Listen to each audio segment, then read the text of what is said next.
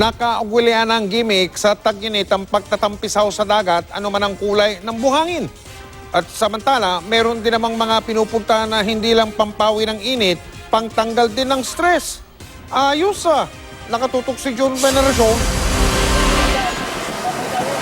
Sa malayo pa lang, malaparaiso na ang isla ng Canigao sa Leyte. Pinong-pinong puting buhangin at napakaasul na tubig. Malaburakay ang ganda, menos siksikan at sa mas murang halaga. Di rin problema ang pagkain dahil may ihawan na, meron pang bilihan ng sariwang seafood. Pero wala na sigurong masasariwa pa sa bagong huling seafood. Yan ang sikreto sa masarap na mga handa ng isang floating restaurant sa Matalom, Leyte.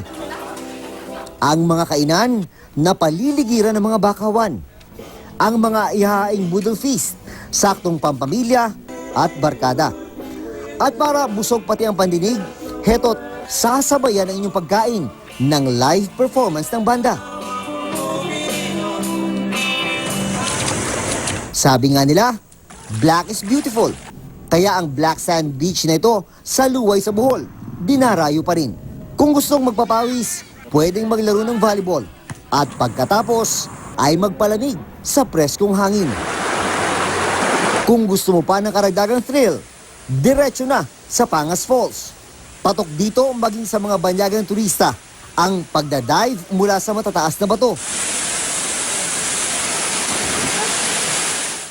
Pero sa mga gustong chillax lang, pwedeng tumambay at magpalamig sa umaagos na tubig.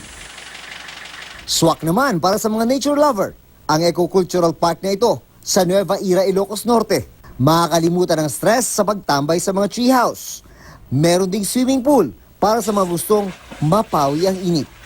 Jun Veneracion, nakatutok, 24 oras.